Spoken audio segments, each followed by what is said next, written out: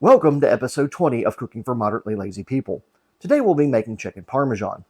Now you may notice the stock pot full of spaghetti sauce next to me from the spaghetti sauce short, and the reason is that short, the baked penne short, and the chicken parmesan video were all done on the same day because it's basically Italian food day at my house.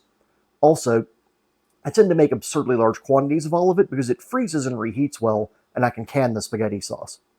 With all that being said, let's get started.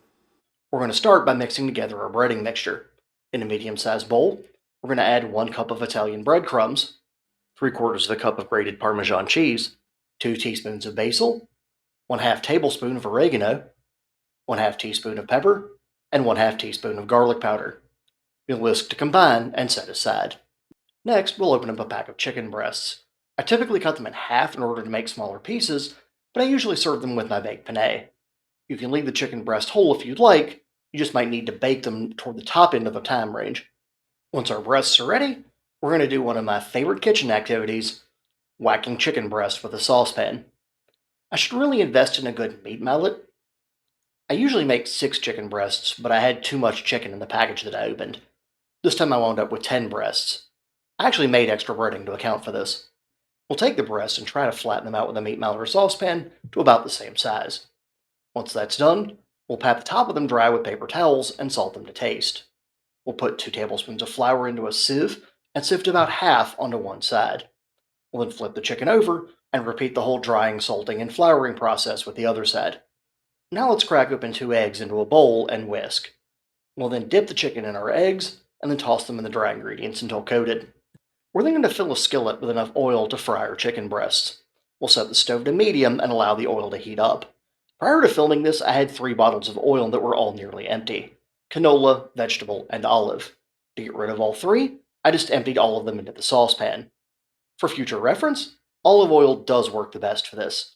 You just have to be a little careful with your temperature due to olive oil's lower smoke point. And while the oil is heating up, we'll preheat the oven to 400 degrees. Once we have our oil heated, we'll add our chicken and fry it. We won't fry it until it's done. We'll finish it off by baking it. This is to make sure the chicken cooks all the way through.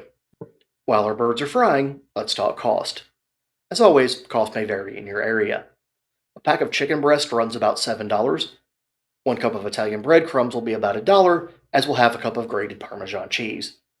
We'll then top it off with some shredded mozzarella cheese or shredded Parmesan, but not much, so I can call that about $1 as well.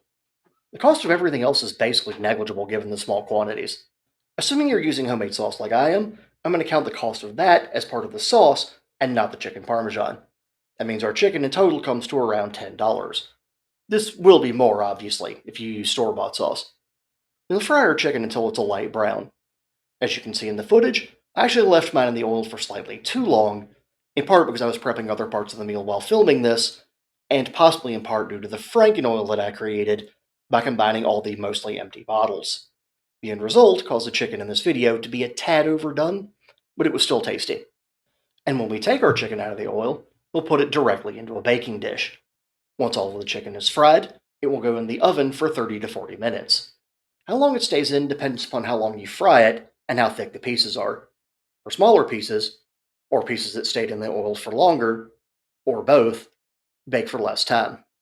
Once it's baked for the appropriate amount of time, we'll pull it out, top it with spaghetti sauce, and then either shredded mozzarella or Parmesan cheese, your choice, and put it back in for 5 minutes to melt the cheese. We'll then remove it from the oven and rest it a bit before serving. And there you have it, chicken parmesan. It's not an overly complicated recipe, nor is it really that expensive. If you like the video, or the recipe, or you want to yell at me in the comment section for either the Franken oil or frying the chicken for a bit too long, feel free to like, comment on, or share the video. Also, please feel free to subscribe to the channel, and don't forget to ring the notification bell for more content.